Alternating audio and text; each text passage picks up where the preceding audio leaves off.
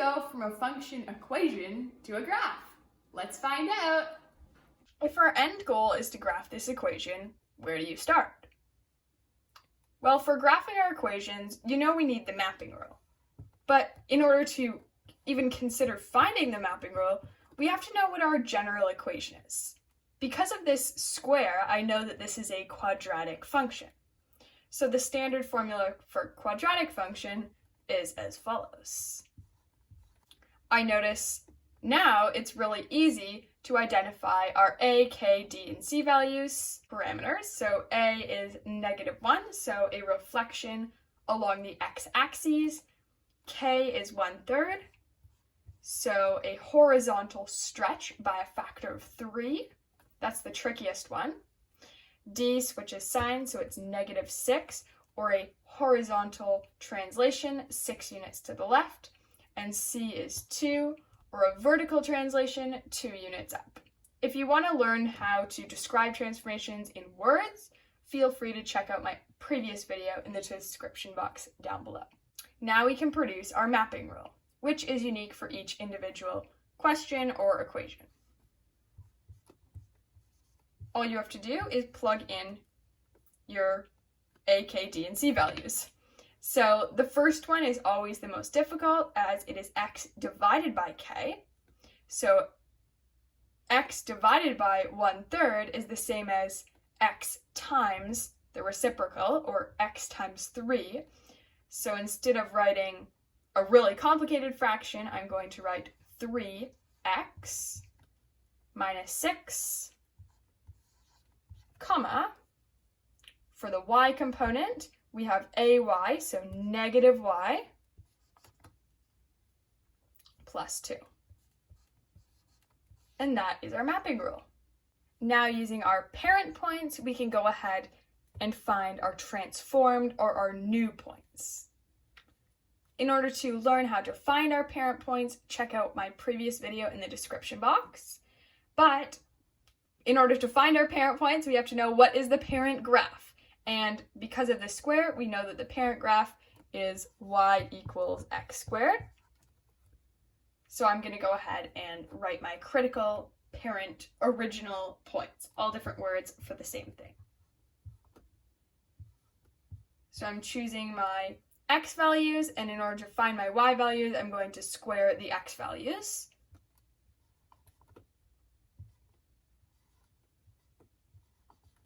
This is an easy example, as you're probably very familiar with the critical points of a parabola. Once you know your parent points, you can go ahead and plug the values in to find your new points. So I'm going to do 3 times -2, -6 minus 6, so that would be -12. And for the y, I'm going to do the same thing. -4 plus 2 is -2. You're going to continue this all the way along to generate your critical points on your new graph. I've just continued that same pattern of plugging in our x and our y values into the mapping rule to find each of my points on my new graph. I've just transferred all of these points over to the other side of the board in the format of x, y, so that they're easy to now graph. To plot your points, you want to find your x value, so -12, and then go down 2, find your y value, in this case, down 2. Continue this all the way along. So once you have all your plots pointed, you can go ahead and connect your dots. And I'm going to draw arrows on either end of my parabola. So my graph is complete, and I'm going to end by finding domain and range. So for domain, I see there is no restrictions on x, so that would mean x is an element of all real numbers. And for the range, I'm going to say y is an element of all real numbers, such that there is a restriction, because y does not go above 2. So I'm going to say y is equal to or less than 2. Let's try another example of graphing a function from its equation. So this is a more complicated example. I can see by the fraction line that this is a reciprocal function, but the steps to graphing remain the same. I'm starting by identifying my standard equation so that I know the location of all of my parameters, a, k, d, and c. As you can see, a is 2, which means a vertical stretch by a factor of 2. K is -1, so a reflection along the y-axis. D is 3, which means a horizontal translation 3 units to the right.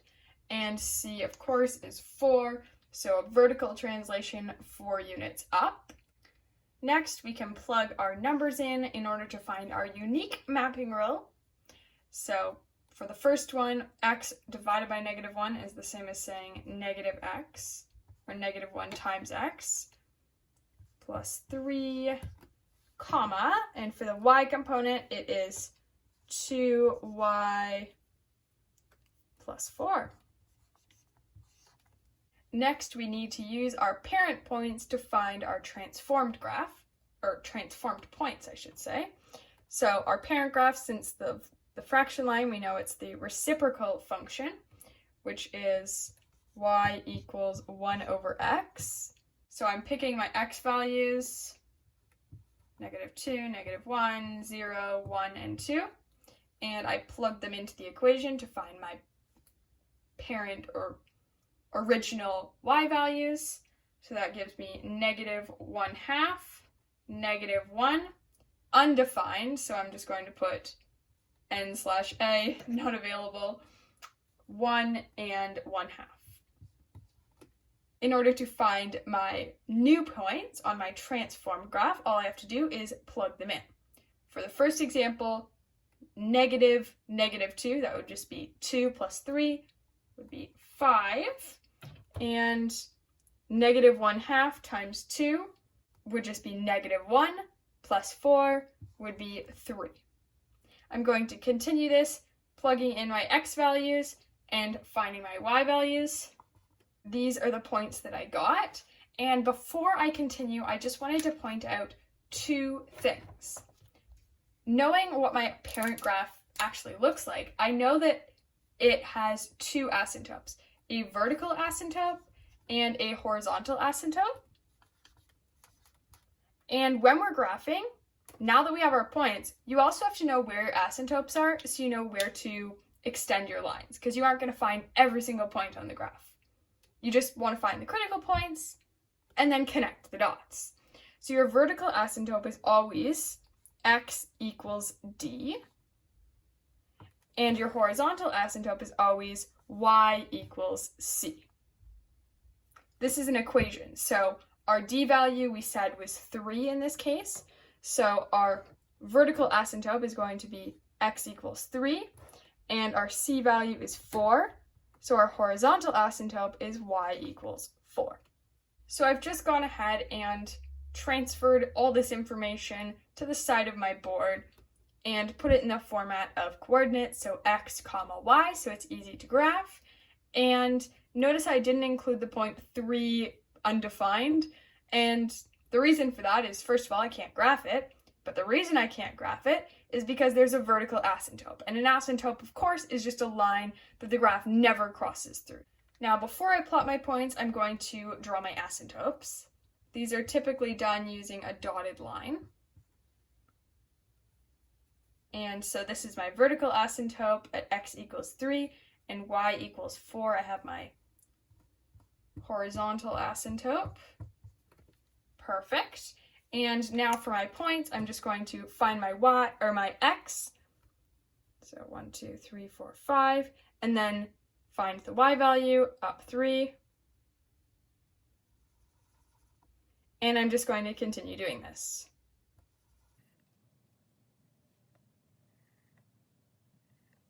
So those are my 4 critical points, and because I have my asymptotes, I know how to connect the dots.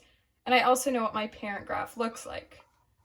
This is, of course, a sketch, but that's all you need to do when you're doing it on paper.